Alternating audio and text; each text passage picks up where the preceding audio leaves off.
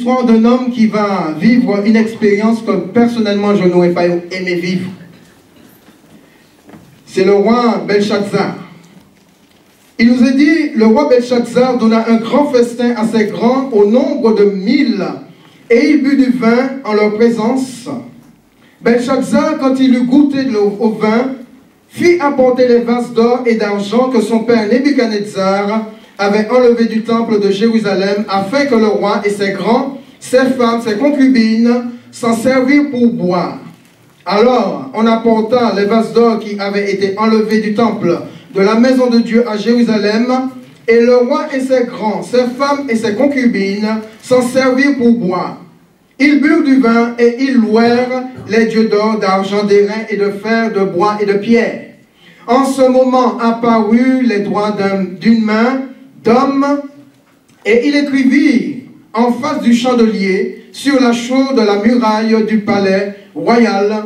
Le roi vit cette extrémité de main qui écrivait. Alors le roi changea de couleur, et ses pensées le troublèrent. Les jointures de ses reins se relâchèrent, et ses genoux se heurtèrent l'un contre l'autre. Le roi cria avec force, « Qu'on fit venir les astrologues, les chaldéens et les devins. » Et le roi prit la parole et dit aux sages de Babylone, « Quiconque lira cette écriture et m'en donnera l'explication sera revêtu de pourpre, portera un collier d'or à son cou, et aura la 3e place dans le gouvernement du royaume. » Tous les sages du roi entrèrent, mais ils ne purent pas lire l'écriture et en donner au roi l'explication. Sur quoi le roi Belshazzar fut très effrayé. Il changea de couleur et ses grands furent consternés. La reine, à cause des paroles du roi et de ses grands, entra dans la salle du festin et prit ainsi la parole. « Ô roi, vis éternellement, que tes pensées ne te troublent pas, et que ton visage ne change pas de couleur. Il y a dans ton royaume un homme qui a en lui l'esprit de Dieu. Saint et du temps de ton père, on trouva chez lui des lumières, de l'intelligence et une sagesse semblable à la sagesse des dieux. Aussi, le roi Nebuchadnezzar, ton père, le roi ton père, l'établit chef des magiciens, des astrologues, des chaldéens, des devins, parce qu'on trouva chez lui, chez Daniel, nommé par le roi Belshazzar, un esprit supérieur de la science et de l'intelligence, la faculté d'interpréter les songes, d'expliquer les énigmes et de résoudre les questions difficiles. Que Daniel soit donc appelé et il donnera l'explication. Alors Daniel fut introduit devant le roi. Le roi prit la parole et dit à Daniel, « Es-tu ce Daniel, l'un des captifs de Juda, que le roi mon père a amené de Juda?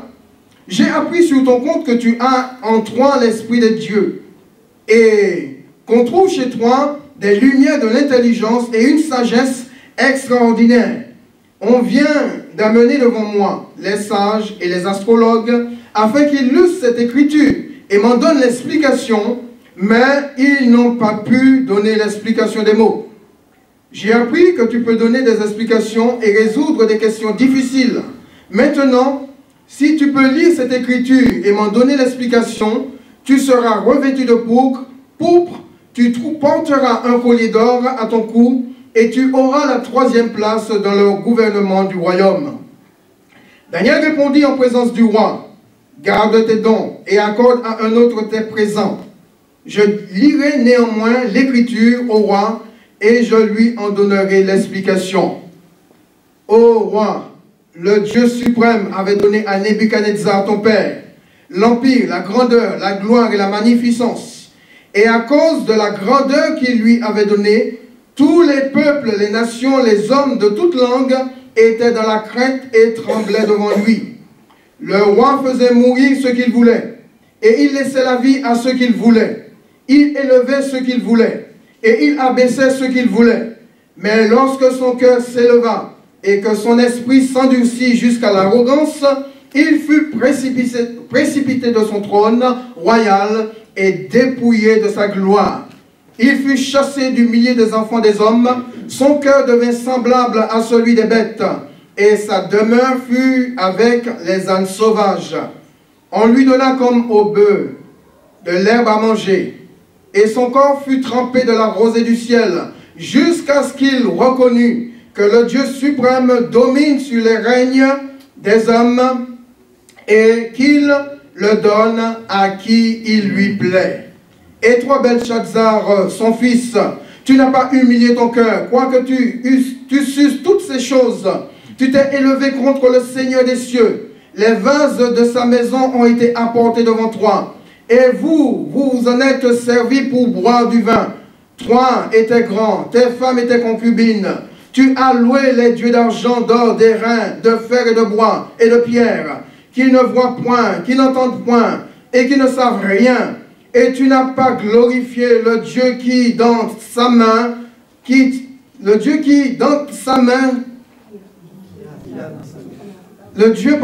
a dans sa main, merci, ton souffle et toutes tes voies. C'est pourquoi il a envoyé cette extrémité de main qui a tracé cette écriture. Voici l'écriture qui a été tracée. Mene, mene, tekel, parsin. Comptez, comptez, pesez et divisez. Et voici l'explication de ces mots. Comptez, Dieu a compté ton règne et il en a mis fin. Pesez, tu as été pesé dans la balance et tu as été trouvé léger. Divisé, ton royaume sera divisé. Divisé et donné aux Mèdes et aux Perses. Aussitôt, Belshazzar donna des ordres et l'on revêtit Daniel de pourpre. On lui mit au cou un collier d'or et on publia qu'il aurait la 3e place dans le gouvernement du royaume. Cette même nuit, Belshazzar, roi des Chaldéens, fut tué et Darius le Mède s'empara du royaume, étant âgé de 62 ans. Amen. C'est une longue histoire, c'est vrai, mais combien intéressante et importante pour nous. Parce que je crois que si la parole de Dieu, cette histoire est dans la Bible, elle est là pour nous instruire. Elle est là pour nous encourager. Elle est là aussi pour éveiller notre conscience, afin que nous ne puissions pas vivre comme le roi Belshazzar a vécu. Nous sommes le peuple de Dieu, nous sommes les enfants de Dieu. Nous sommes de ceux à qui Dieu a donné son esprit pour que nous puissions vivre une vie qui plaise véritablement au Seigneur. Parce que nous servons un Dieu qui vit et qui règne éternellement. Amen. Dieu vit et règne éternellement. C'est là le titre de mon message. Vie et règne éternel de notre Dieu. Et le thème que je voudrais partager avec vous ce matin, c'est le jugement divin au sujet ou face au mépris humain. Parce que lorsqu'on méprise Dieu, on ne peut pas rester impuni. Dieu est le Dieu qui pardonne, c'est vrai. Et nous allons voir dans ce message, la patience de Dieu. Dieu est patient jusqu'à un certain point. Mais à un moment donné, la patience de Dieu a ses limites. Donc nous allons ce matin, donc le thème c'est le jugement divin face au mépris humain. On peut l'afficher. Nous allons ce matin nous concentrer sur ces 3 mots. Compter, peser, diviser. Et en sortir 3 points principaux en rapport avec effectivement le jugement divin. Quels sont ceux qui croient que Dieu juge? Amen. Levez la main bien haut. Quels sont ceux qui croient que Dieu est patient et que sa patience a des limites? Alléluia, gloire à Dieu. Donc on est tous d'accord sur ce point-là. Alors le premier point justement parle de la patience divine. Alors qu'est-ce que nous pouvons penser ou qu'est-ce que nous pouvons dire en ce qui concerne la patience en termes généraux?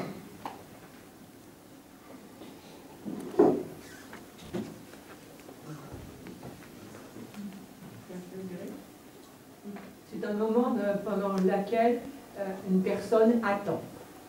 Un moment pendant lequel une personne attend. Amen. Ensuite, qu'est-ce qu'on peut dire de la patience? Oui. Une personne observe aussi. Attend et observe. C'est le moment où une personne est dans l'attente et aussi dans l'observation. Amen. Ensuite. La patience a des limites. Effectivement, dans la vie, vous savez, il est recommandé de faire preuve de patience, n'est-ce pas? Surtout quand on est dans le besoin. Et le monde est fait de telle sorte qu'il nous pousse de plus en plus à l'impatience. On veut tout maintenant. On veut tout immédiatement. On veut tout de suite. On n'est pas du tout patient. On veut tout de suite. On n'a plus le temps d'attendre. Et pourtant, le Seigneur nous parle lui-même et nous rappelle par la bouche de l'apôtre Paul dans Galates chapitre 5, verset 22, que la patience fait partie du fruit de l'esprit et qu'elle est indispensable dans la vie de tout enfant de Dieu. La patience fait partie du fruit de l'esprit et qu'elle est indispensable dans la vie de tout enfant de Dieu. Quand on parle bien sûr de patience, on peut penser ou même imaginer que, vous savez, tout est permis. Puisque le frère est patient, c'est pas grave. Je peux me permettre de lui faire ceci ou de lui faire cela.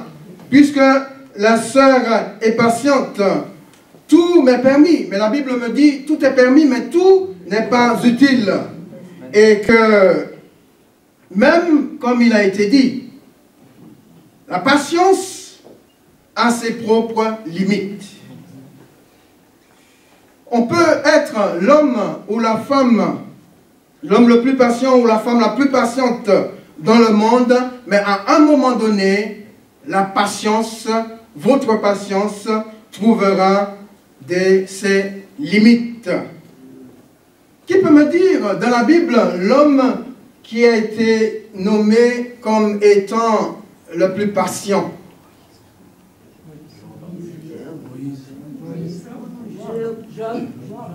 Certains disent Job, d'autres disent Moïse. Qui dit Job? Moïse. Très peu. Qui dit Moïse? Alors c'est Moïse, c'est vous qui avez gagné. Quand nous lisons dans Nombre chapitre 12, verset 3, la Bible dit que Moïse était un homme fort patient, plus qu'aucun homme sur la face de la terre. Moïse était un homme fort patient, plus qu'aucun homme sur toute la surface de la terre. Donc il n'y avait pas d'homme plus patient que Moïse. À l'époque de Moïse, le seul qui avait de la patience de tout accepter, c'était Moïse. Et pourtant, la patience de Moïse a eu ses limites. N'est-ce pas? Vous connaissez l'histoire de Moïse avec le peuple. Hein? À un moment donné, Moïse s'est mis en colère. Au point qu'il n'est pas entré dans la terre promise à cause de sa colère contre le peuple. Donc, on peut être patient, le plus patient, l'homme le plus patient sur la terre, la femme la plus patiente sur la terre, mais à un moment donné, la patience aura ses limites. Le pasteur peut être le plus patient sur la terre, mais à un moment donné, sa patience aura ses limites. C'est normal, je suis humain. Même Dieu, sa patience a des limites.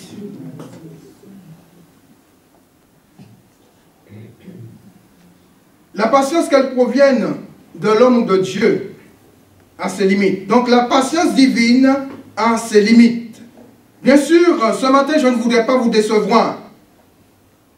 Mais Dieu, le Dieu créateur, qui nous a appelés à être patients dans différents domaines de notre vie, surtout notre vie spirituelle, notre marche avec lui. Et ce Dieu-là qui nous appelle à la patience, et lui-même, sa patience lui-même trouve aussi des limites. Nous avons vu dans l'histoire que nous avons lue, Belshazzar, qui est pour nous un exemple où la patience de Dieu a eu ses limites. Et avant le roi Belshazzar, il y a eu Nebuchadnezzar, où la patience de Dieu a eu aussi ses limites par rapport à leur vie ou à leur comportement concernant ce que Dieu les avait confiés, le royaume que Dieu leur avait donné. Alors que fit de si grave le roi Belshazzar pour que le jugement de Dieu intervienne de manière directe et instantanée. Il nous a dit dans cette histoire que le roi va faire un grand festin avec ses grands, au nombre de 1000. Et à ce moment-là, le vin coulait à flot. Je ne crois pas que c'était un problème et que ce soit un problème pour nous, les enfants de Dieu, de festoyer, de faire la fête entre nous. Mais il faudrait savoir qu'est-ce que nous mettons dans cette fête. Si au sein de cette fête, nous élevons les dieux étrangers, comme l'a fait le roi Belshazzar, mais si au sein de cette fête, nous élevons celui qui nous a donné la vie. Et si nous fêtons et au centre de nos fêtes, nous avons celui qui nous a donné la vie, eh bien je crois que Dieu prend aussi plaisir dans les moments où nous pouvons nous réjouir les uns avec les autres, parce que Dieu se réjouit aussi au milieu de son peuple quand lui-même est au centre de toutes nos fêtes. Dieu pouvait être au centre de la fête de Belshazzar. Il n'aurait pas connu un jugement aussi radical. Malheureusement, Belshazzar avait méprisé Dieu, il avait aggravé sa situation, il avait méprisé Dieu d'une manière inimaginable dans sa fête. Là où les ustensiles de Dieu, les ustensiles sanctifiés, étaient réservés au culte du Dieu trois fois saint, ce roi les avait utilisés pour s'enivrer, lui et tous ses grands de son royaume, et tous les grands de son royaume. Malgré le fait qu'il avait entendu ou qu'il avait eu connaissance de la manière dont Dieu avait agi avec le roi Nebuchadnezzar, il ne va pas du tout tirer leçon, il va faire pire encore. Et Daniel, dans sa grande sagesse, était là dans ce royaume comme un instrument pour représenter Dieu. Daniel n'a pas failli à sa mission. Il était un représentant de Dieu dans le royaume de Babylone. Et il a été une lumière pour les Babyloniens. Et Daniel a été une lumière pour le roi Nebuchadnezzar.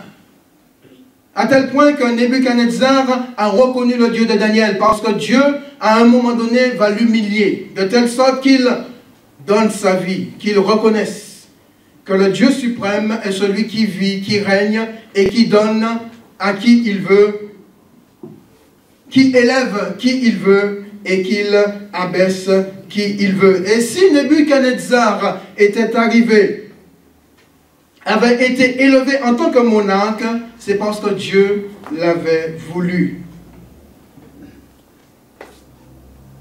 Donc, Belshazzar n'était pas censé ne pas connaître ce que Dieu, comment Dieu avait humilié Nebuchadnezzar. Et Daniel va le lui rappeler au verset 18 jusqu'au verset 24. Il nous a dit: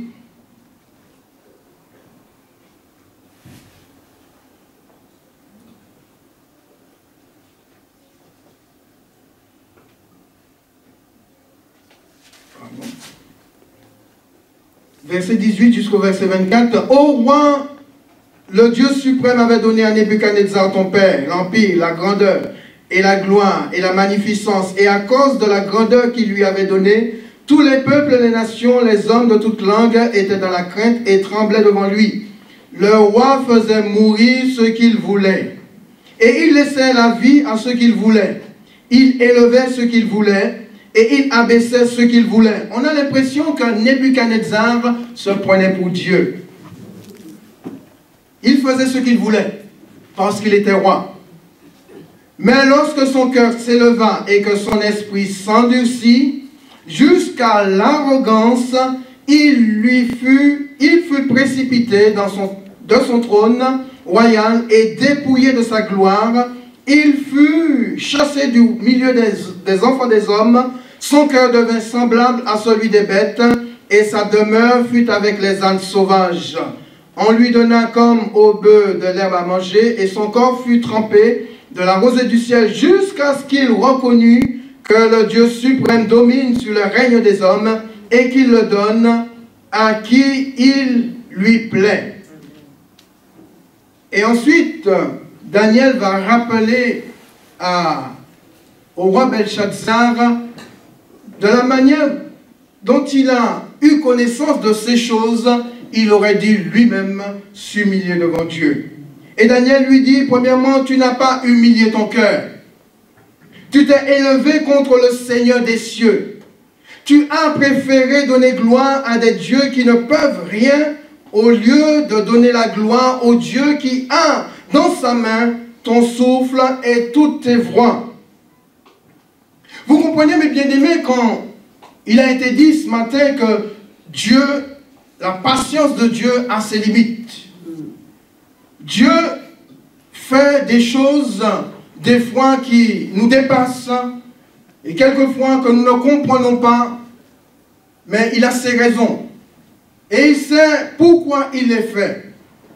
S'il a fait en sorte que Nebuchadnezzar vive une vie animale, s'il a fait ressentir de la vie de Nebuchadnezzar l'animal qui était en lui, tout simplement pour qu'il réalise que le Dieu suprême est celui qui donne la vie, est celui qui donne la royauté, est celui qui élève, est celui qui abaisse. Et que l'homme ne peut pas prendre ce qui appartient à Dieu et se faire lui-même Dieu. Il vous a dit, lorsque le cœur de Nebuchadnezzar s'endurcit jusqu'à l'arrogance, eh bien Dieu l'a précipité. D'un roi, d'un monarque, il est devenu comme une bête sauvage.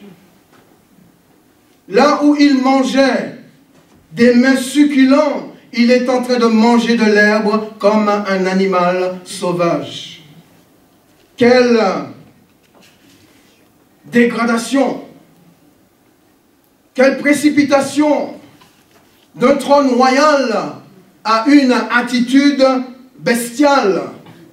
Pour vous dire que, mes bien-aimés, Dieu peut faire passer l'homme d'un extrême à un autre simplement pour sauver son âme.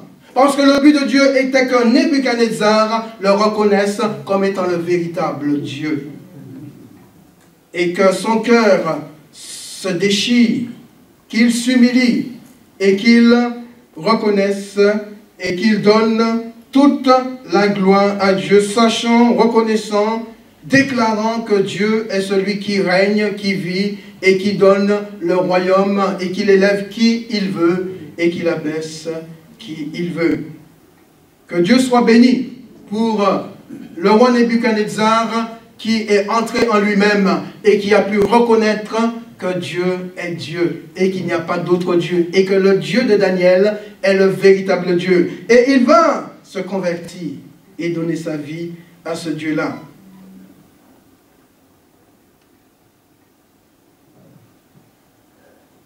Belshazzar lui-même aurait dû se rendre compte, avec tout ce qu'il a entendu, que la seule chose qu'il devait faire, c'est se tourner vers Dieu et lui donner sa vie comme l'a fait Nebuchadnezzar.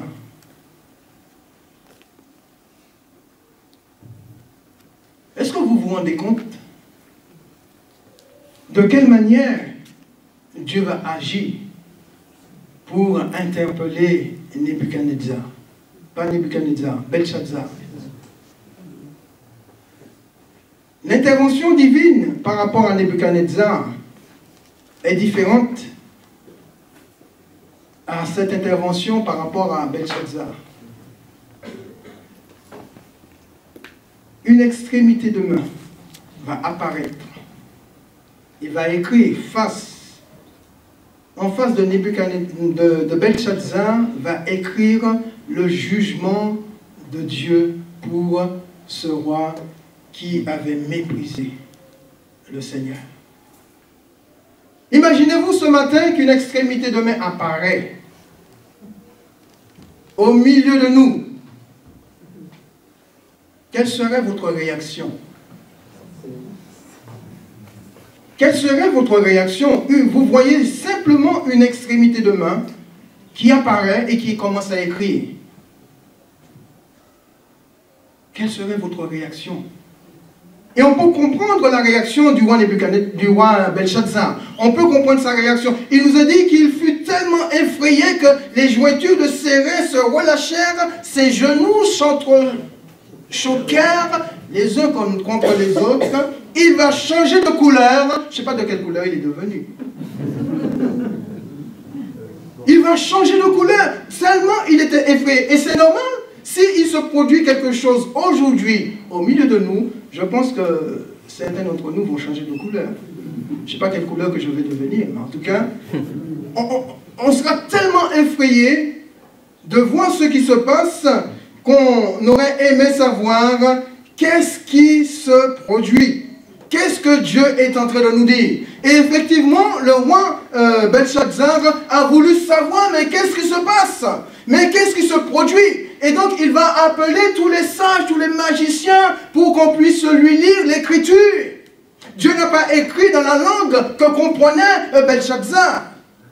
Pourquoi? Tout simplement parce que je crois que Dieu voulait que Daniel fasse son entrée par rapport à ce roi et lui explique les choses et lui fasse comprendre qu'il y a un Dieu qui vit dans Babylone et que ce n'est pas les dieux babyloniens qui règnent dans ce royaume, c'est le Dieu suprême. Et Daniel était là pour donner son témoignage au roi Belshazzar. C'est la raison pour laquelle, quelque part, moi je pense, hein, c'est ce que je pense. Peut-être que vous pouvez penser autrement. C'est la raison pour laquelle que Dieu a écrit dans une langue que ne comprenait ni le roi Belshazzar, ni les astrologues, ni les magiciens, ni les devins de son royaume. Mais seul Daniel pouvait le comprendre par révélation, parce que Dieu révélait à Daniel les choses cachées.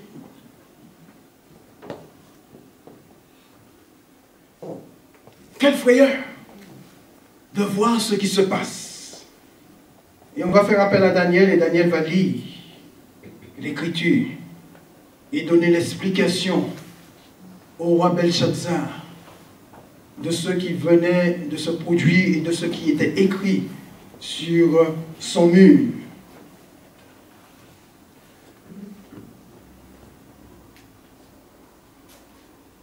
Le deuxième point nous parle de l'évaluation. L'évaluation divine ou l'évaluation de Dieu est en cours. Évaluer, effectivement, la définition, c'est porter un jugement sur la valeur, le prix, de déterminer, fixer, apprécier la valeur de.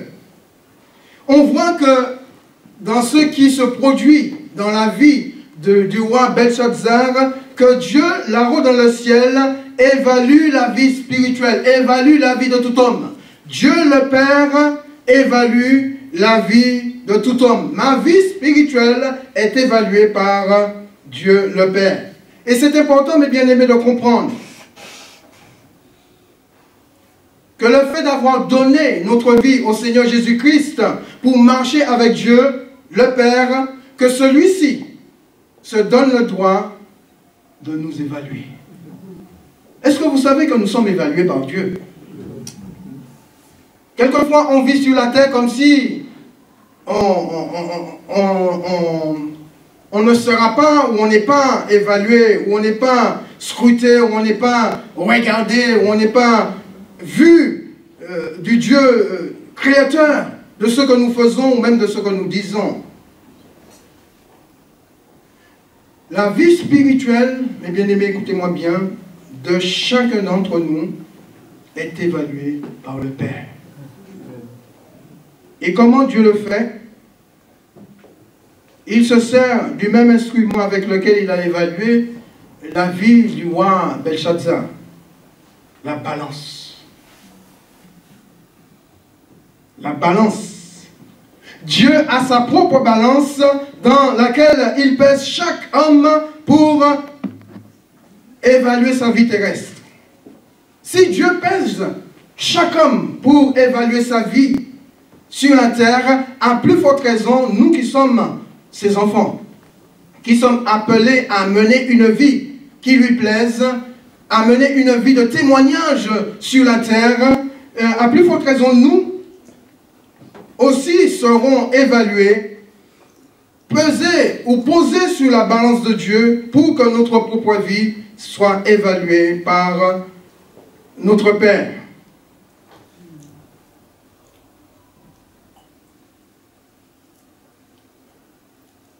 Je pense qu'en tant qu'enfants de Dieu, normalement, nous sommes censés peser.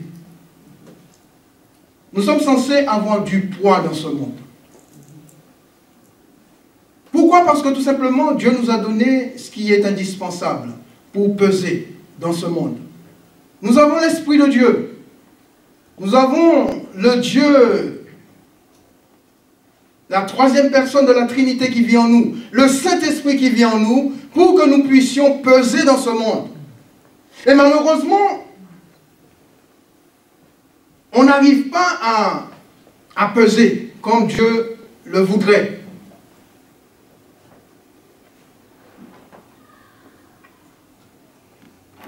Concernant notre évaluation, nous avons comme exemple l'histoire de Job, que vous connaissez très bien. Il nous a dit dans Job 1, verset 8, Dieu va parler à son adversaire, Satan, et Dieu va dire, as-tu remarqué mon serviteur Job? Pourquoi Dieu va dire cela? Pourquoi Dieu va se permettre de dire à Satan, est-ce que tu as remarqué mon serviteur Job? Ce qui veut dire tout simplement que du haut de son ciel, Dieu voit. Dieu voit la vie que je mène. Du haut de son ciel, Dieu sait ce que je fais. Même si les choses sont cachées aux autres, Dieu sait ce que je fais. Dieu sait ce que je dis. Même si je ne l'exprime pas au travers des paroles, les choses sont cachées dans mon cœur. Dieu sait ce que je sens, ce que je dis ou ce que j'ai au plus profond de mon cœur. Et Dieu dit à Satan, as-tu remarqué? Est-ce que tu as remarqué, toi qui parcours la terre, est-ce que tu as remarqué en parcourant la terre, est-ce que tu as remarqué mon serviteur Job? Il n'y a personne comme lui sur la terre. Il n'y a personne comme Job sur la terre. C'est un homme intègre, droit, craignant Dieu et se détournant du mal. Job, en tant que serviteur de Dieu, avait du poids dans ce monde. Et c'est la raison pour laquelle Dieu va le prendre comme exemple et va demander à son adversaire, est-ce qu'il a vu comment son serviteur pèse dans ce monde, au travers de sa vie intègre, au travers du fait qu'il craigne Dieu et qu'il se détourne du mal, il avait du poids dans ce monde. Job n'était pas un homme dont la manche était légère, parce qu'il pesait dans la balance de Dieu. L'intégrité, la droiture de cœur et la crainte de Dieu sont les notions qui donnent du poids à notre marche spirituelle et qui, malheureusement, ce sont des notions qui se perdent dans l'Église. Et pourtant, nous sommes en présence de Dieu, puisque Dieu nous dit dans sa parole, là où 2 ou 3 sont assemblés en mon nom, je suis au milieu d'eux. Normalement, ce serait nécessaire, normalement, il est indispensable que nous puissions peser déjà au sein du corps de Christ et aussi peser dans ce monde, parce que Dieu nous a placés dans ce monde pour que nous puissions avoir du poids et non que notre vie soit une vie légère, comme ce fut celle du roi Belshazzar. Nous avons la connaissance des choses de Dieu, mais nous faisons comme si ce n'était pas le cas.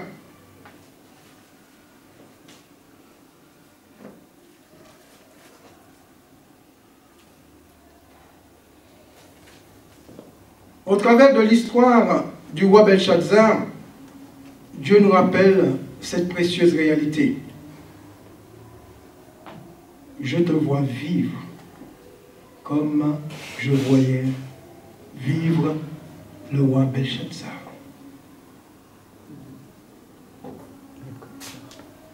La vie de tout un chacun d'entre nous ce matin se retrouve sur la balance divine. Dieu te dit, Dieu me dit, je compte, je pèse et je divise. Et la question, mes bien-aimés, ou la question, mon frère ou ma soeur, que tu dois te poser ce matin, c'est que pense Dieu de ma vie? Que pense Dieu de ma vie? De la vie que je suis en train de mener. Quand je parle de la vie, de ma vie spirituelle, la vie qu'il m'a donnée. Le témoignage dont je suis appelé à porter sur cette terre. Que pense Dieu justement de cette vie-là? Je crois que ce matin, Dieu veut que nous puissions nous arrêter un instant. Dieu veut que je m'arrête un instant. Dieu veut que tu t'arrêtes un instant et que tu réfléchisses sur cette question. Que pense Dieu de ma vie? En toute franchise, de la manière dont je vis ma vie chrétienne, les autres verront et penseront soit du bien ou du mal. Si les autres voient du bien et pensent du mal de moi, ce n'est pas grave. Ce qui est important, c'est ce que Dieu pense et ce que Dieu voit. Le reste n'a pas trop d'importance. Si je veux que le Seigneur pense du bien et parle en bien de moi, il faut absolument que je conforme ma vie à sa parole. Comme disait David, ta parole est une lampe à mes pieds et une lumière sur mon sentier. Et la parole de Dieu doit me guider, la parole de Dieu doit m'éclairer, la parole de Dieu doit être là pour permettre que ma vie soit conforme justement à ce que Dieu veut.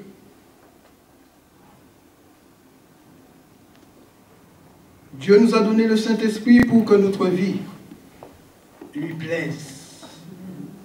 Et que notre témoignage dans ce monde ait du poids. Par contre, il y a une chose que nous devrions tous être pleinement conscients, c'est que nous avons tous, sans exception, de la valeur aux yeux du Seigneur. Nous avons tous de la valeur aux yeux du Seigneur. Et avoir de la valeur aux yeux de Dieu ne veut pas dire que vous pesez lourd dans sa balance. Avoir de la valeur aux yeux du Seigneur ne veut pas dire que vous pesez lourd dans sa balance. Oui, nous avons de la valeur aux yeux du Père, parce que l'homme Jésus, dont la valeur est inestimable, a été livré en sacrifice pour me permettre de peser lourd dans la balance de Dieu. La valeur de Jésus fait ma valeur et mon poids dans ce monde. Si Dieu te pesait à cet instant précis, quel serait ton poids dans sa balance? Serais-tu léger ou légère comme une plume, ou lourd ou lourde comme Dieu le désire? Le troisième point sur lequel je voudrais m'entretenir avec vous, c'est le juste jugement divin.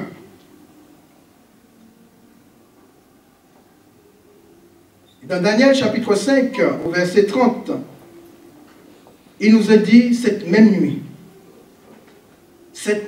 nuit, Belshazzar fut tué.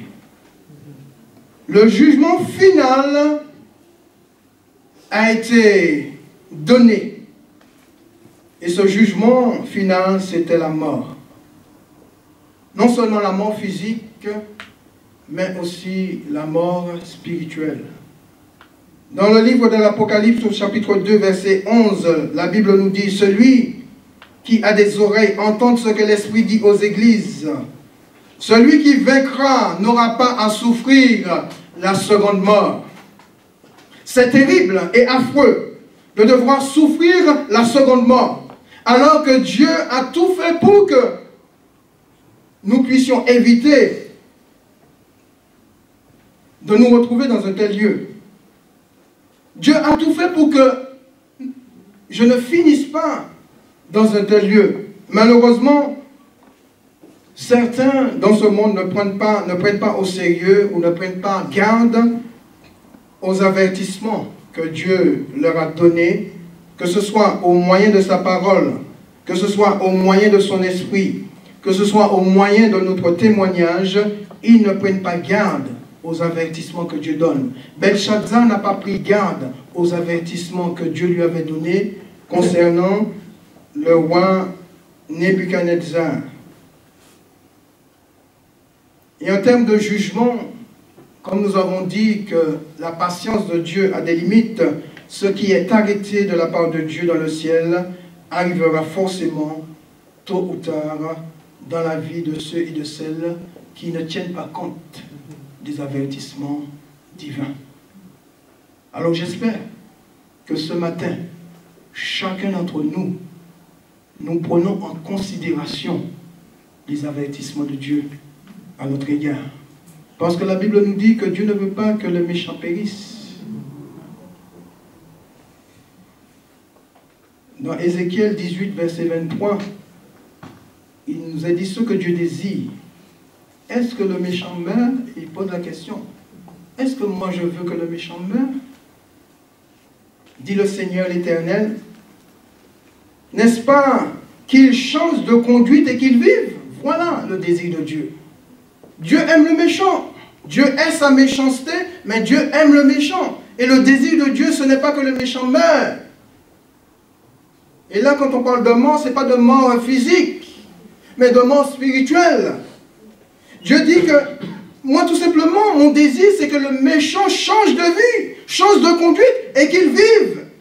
Non pas qu'il vive éternellement sur la terre, mais qu'il vive la vie spirituelle et la vie éternelle, que la vie éternelle vienne en lui et qu'il vive. Le désir de Dieu, c'est que l'homme vive. Quand il parle de vie, bien sûr, il fait allusion à la vie éternelle. Et il interpelle même le méchant dans ce sens. Mais pour cela, le méchant doit changer de conduite. Oui, mes bien-aimés, le méchant ou la méchante ont la possibilité de vivre dans la lumière éternelle, mais doit changer de conduite. Comment changer de conduite? Comment faire? Au verset 31 et 32, Dieu dit « Rejetez, rejetez loin de vous toutes les transgressions par lesquelles vous avez péché. » Donc, il est important de rejeter loin de soi le péché. Faites-vous un cœur nouveau et un esprit nouveau.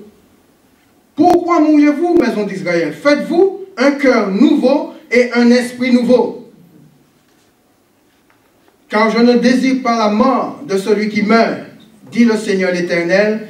Convertissez-vous et vivez. Écoutez bien ce que Dieu dit au verset 32. Car je ne désire pas la mort de celui qui meurt. Comment parle-t-il de la mort de celui qui meurt? C'est quand même étrange que Dieu dise « Je ne veux pas la mort de celui qui meurt, mais il va mourir. » Et de quelle mort parle-t-il en premier? Donc il ne veut pas que celui qui va mourir, parce que nous allons tous mourir un jour, il ne veut pas que celui qui meurt connaisse la seconde mort. C'est ça. Je ne veux pas la mort, c'est-à-dire je ne veux pas que celui qui va quitter cette terre connaisse la seconde mort, c'est-à-dire l'enfer ou la perdition éternelle, loin de la présence de Dieu. Convertissez-vous donc et vivez, dit le Seigneur. La mort physique n'est pas un point final, contrairement à ce que pensent beaucoup d'hommes sur la terre. Vous savez, certains disent, on est mort, hein. Quand on te met dans le trou, c'est bon, c'est fini, là, il n'y a plus rien à faire. C'est vrai, physiquement, tu es poussière et tu retourneras à la poussière, nous dit Dieu. Mais qu'en est-il de ce qui est éternel en nous? Parce que l'homme est tripartite. Il est physique, il est aussi âme et esprit. Et l'âme et l'esprit ne meurent pas.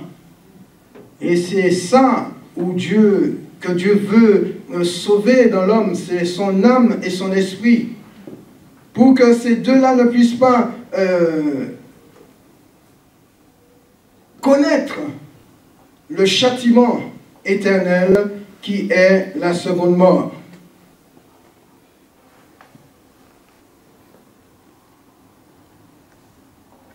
Et dans le texte d'Apocalypse, il est important de souligner que c'est aux églises que l'Esprit s'adresse. Que celui qui a des oreilles pour entendre ce que l'Esprit dit aux églises, Dieu ne parle pas à ceux qui sont à l'extérieur, il parle de ceux qui sont dans sa maison, de ceux qui lui appartiennent. Ayons, mes bien-aimés, des oreilles pour entendre et ne les fermons pas à la voix de l'Esprit. Et pour conclure, je dirais que Belshazzar a connu la limite de la patience de Dieu pour le mépris qu'il avait à son égard. Belshazzar a été évalué par Dieu en étant pesé dans sa balance divine et a été trouvé léger.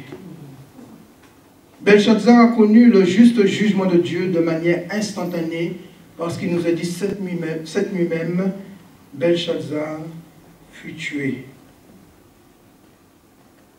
Que cette voix, mes bien-aimés, ne soit pas la nôtre ce matin. Que la voix de Belshazzar, celle qu'il a empruntée, ne soit pas la mienne ce matin. Ne soit pas non plus la vôtre ce matin. Mais que nous puissions emprunter la voie que le Seigneur nous a tracée, avec une glorieuse espérance que nous avons dans notre cœur, même si c'est difficile de vivre sur ce chemin-là, ce chemin tracé, eh bien, continuons à marcher, continuons à vivre, continuons à plaire au Seigneur sur le chemin qu'il a tracé pour nos vies, parce que nous savons au bout ce qui nous est réservé. Et il nous a réservé des choses inimaginables, des choses que même la souffrance, que même la maladie, que même les épreuves que nous allons rencontrer sur le chemin sur lequel le Seigneur nous a placés, ne pourront normalement pas nous empêcher de poursuivre notre route dans la crainte du Seigneur et non dans le mépris des choses divines. Prions le Seigneur. Notre Dieu, notre Père, nous te bénissons et nous te remercions. Pardonne-nous, Seigneur, toutes les fois où nous avons choisi des voies différentes de celles que tu nous as tracées. Nous ne voulons pas que nos cœurs s'endurcissent, Seigneur, que notre esprit s'endurcisse, au point, notre Dieu,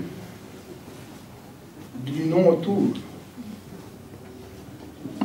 Et pour cela, Seigneur, tu permets des choses dans nos vies, des fois que nous ne comprenons pas, pour que nous ne puissions pas nous perdre.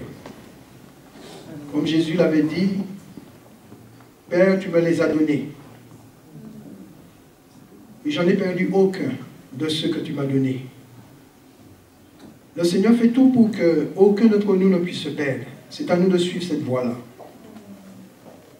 Et je prie ce matin, Seigneur, pour chacun d'entre nous, afin que nous puissions nous détourner de la voie du roi de Belshazzar, du roi Belshazzar, que nous puissions emprunter la voie de l'Esprit, la voie que le Saint-Esprit a tracée devant nous.